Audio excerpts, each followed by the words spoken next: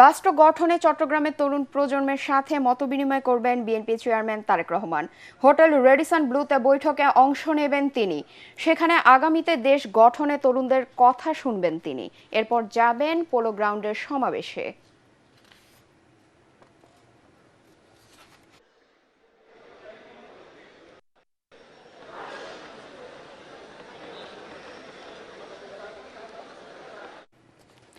ধানের শীষের পক্ষে নির্বাচনী প্রচারণায় অংশ নিতে কিছুক্ষণের মধ্যেই চট্টগ্রামের পোলো গ্রাউন্ডে সমাবেশে যোগ দেবেন বিএনপি চেয়ারম্যান তারেক রহমান। এরই মধ্যে সমাবেশে যোগ দিতে চট্টগ্রাম শহর সহ গোটা জেলার নেতাকর্মীরা সমাবেশ স্থলে জড়ো হচ্ছে। রং বেরঙের ব্যানার ফেস্টুন ধানের শীষ হাতে নিয়ে তারেক রহমানকে স্বাগত জানাতে উৎসবের নগরীতে পরিণত হয়েছে গোটা চট্টগ্রাম শহর। চট্টগ্রামের 16 সংসদীয় আসনে ধানের শীষের প্রার্থীরা নেতাকর্মীদের নিয়ে উপস্থিত হচ্ছেন। চট্টগ্রামের 16টি সংসদীয় আসনের বিএনপি মনোনীত প্রার্থীদের পরিচয় করিয়ে দিয়ে ধানের শীষে ভোট চাইবেন তারেক রহমান। পরে চট্টগ্রাম থেকে ফেনী পাইলট হাই স্কুল মাঠে সমাবেশে অংশ নেবেন তিনি। ফেনী থেকে কুমিল্লায় একে একে 3টি সমাবেশে জনসভা রাখার কথা বিএনপি চেয়ারম্যানের। গভীর রাতে নারায়ণগঞ্জের কাঁচপুরে সবশেষ সমাবেশে অংশ নিয়ে গুলশানের বাসায় ফেরার কথা রয়েছে তার।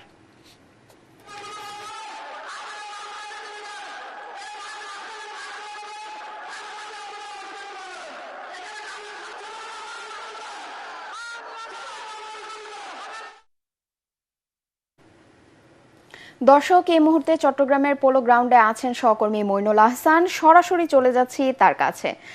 মইন, নেতাকর্মীদের মাঝে উচ্ছ্বাস কেমন দেখছেন? তারেক রহমান সমাবেশে কখন আসবেন?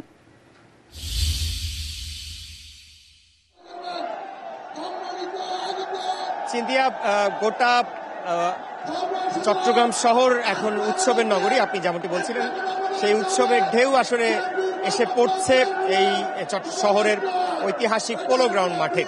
নিশ্চয়ই আমার পেছনে আপনি দেখতে পাচ্ছেন, আমার ক্যামেরার মাধ্যমে দর্শকরা হয়তো দেখতে পাচ্ছেন যে পুরো চট্টগ্রাম জেলা থেকে এই নেতাকর্মীরা, চট্টগ্রামের আশেপাশের জেলা থেকে নেতাকর্মীরা মিছিল নিয়ে এই ঐতিহাসিক পোলো গ্রাউন্ড মাঠে জড়ো হচ্ছেন। নিশ্চয়ই দেখতে পাচ্ছেন আপনি যে অনেকের হাতেই রং বেরঙের ব্যানার রয়েছে, ফেস্টুন রয়েছে, ধানের শীষ রয়েছে। তারা এই চট্টগ্রামের, আপনি জানেন যে গোটা চট্টগ্রামের জেলায় 16টি সংসদ রয়েছে। সেই সংসদীয় আসনগুলো থেকে যারা ধানের শীষ মূলত এই মিছিলগুলো রয়েছেন কর্মীরা তাদের পক্ষে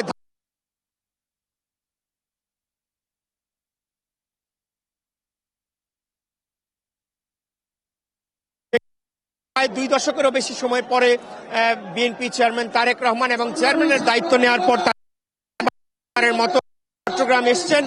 গত রাতে তারপর চট্টগ্রামের নেতাকর্মীদের উৎসাহ উদ্দীপনা চট্টগ্রামে ছড়িয়ে পড়েছে।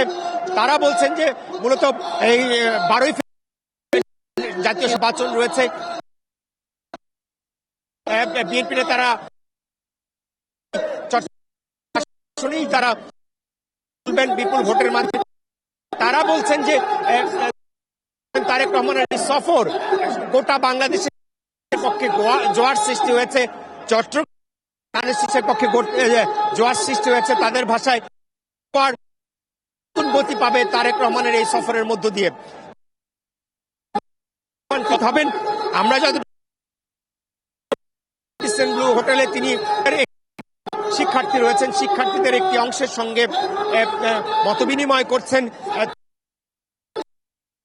এবং বিএনপির পরিকল্পনা সেই মতবিনিময়টি 12:30টার মধ্যেই বিএনপি চেয়ারম্যান এই যে সমাবেশ রয়েছে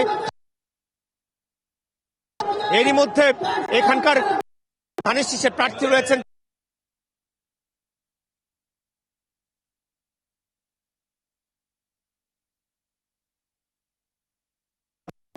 যারা নেতা রয়েছেন,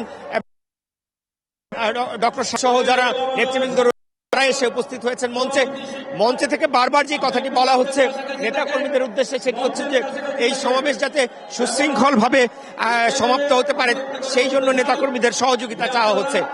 তারেক রহমান 11:30 থেকে 12টার মধ্যে এখানে উপস্থিত হবেন। তারপরেই আসলে এখানে যারা ধানের শীষের প্রার্থী ধানের শীষ